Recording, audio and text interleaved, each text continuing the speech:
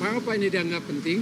Dan saya juga ikut menganggap penting karena 8 negara ini dapat menjadi kekuatan penyeimbang di dalam Board of Peace, termasuk keputusan-keputusan yang akan diambil oleh badan ini.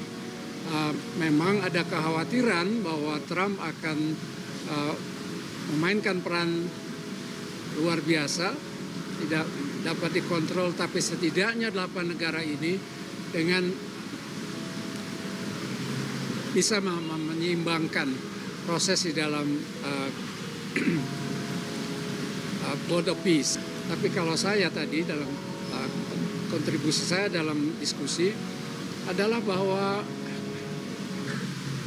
wujud sumbangan kita adalah nanti untuk bagaimana membantu rakyat Palestina di Gaza. Karena dengan sumbangan itu juga wujud nyata dari kepedulian kita terhadap penderitaan rakyat Palestina. Yang lain juga yang kontroversial di perdebatan publik adalah bahwa proses pembentukan maupun nanti operasionalisasi dari Badan Perdamaian ini tidak menyertakan PBB. Yang selama ini kita ingin ketahui tadi oleh Bapak Presiden dijelaskan sejelas-jelasnya, dan yang paling penting dalam hal penjelasan beliau itu bahwa Indonesia tidak pernah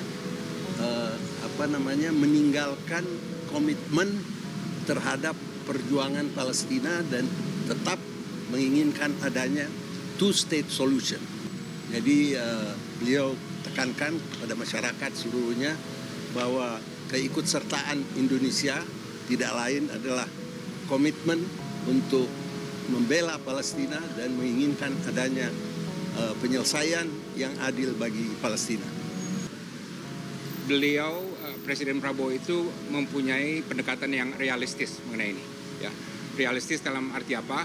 Sekarang ini memang satu-satunya opsi di atas meja adalah mengenai Board of Peace. Ya, kan tidak ada opsi lain. Dan faktanya adalah Board of Peace ini yang bagian dari solusi untuk menghentikan gencatan senjata, walaupun sampai sekarang masih dilanggar oleh Israel. Nah, tapi intinya ini adalah suatu eksperimen, ya, dan bukan obat yang ampuh yang bisa menyembuhkan penyakit, segala penyakit, ya. Dan saya melihat beliau realistis mengenai hal ini. Ya, beliau melihat ini ada resikonya, ya. Tentu resiko terbesar adalah Israel, ya, karena Israel mempunyai pengaruh yang besar sekali terhadap Trump, gitu ya. Tapi beliau menyatakan, kami yakin kami bisa mengimbangi karena segala sesuatu yang kita lakukan, kita jamin harus ada kekompakan dengan negara-negara Islam. Dan kata lain, kalau leverage Indonesia tidak begitu besar, misalnya ya, akan lebih besar karena kita selalu menjaga kekompakan dengan negara-negara Islam, antara Saudi, Turki, Mesir, Jordan, dan lain sebagainya gitu. Jadi beliau cukup realistis, ada resiko itu. Tapi yang saya paling suka, dan ini align juga dengan posisi Foreign Policy Community of Indonesia, adalah bahwa kita masuk dengan hati-hati dan terus berpegang pada opsi untuk bisa keluar kalau ini bertentangan dengan prinsip kita dan kepentingan kita. Ini berkali-kali beliau tekankan, beliau tidak akan ragu, ya, termasuk ya kalau yang lain tetap masuk, gitu. Right? Nah, ini yang saya tangkap sebagai suatu penekanan dan penegasan yang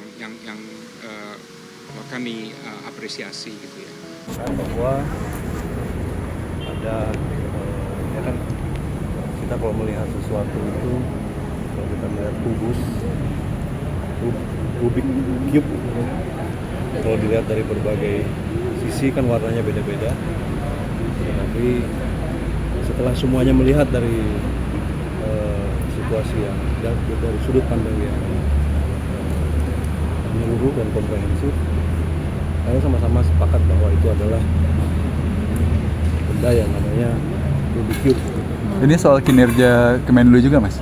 Kinerja Kemlu kenapa ya? Mungkin ada kritik saran dari tamu-tamu tadi. Tidak ada yang mengkritik kinerja Kemlu.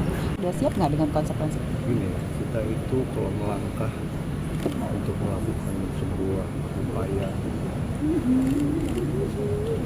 jangan kemudian takut sama bayangan.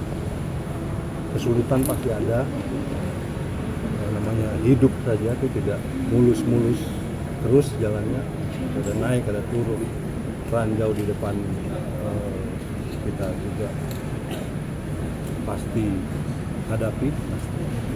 Tapi satu intinya, kemarin saya juga sampaikan, kita jalan dengan berpadu pedoman, berpatokan pada satu titik kompas. Saya berbicara mengenai konteks kemerdekaan Palestina, bahwa kita ingin satu solusi di mana dua negara ini hidup berdampingan dan damai. Maksudnya ada bahasan soal iurannya nggak sih?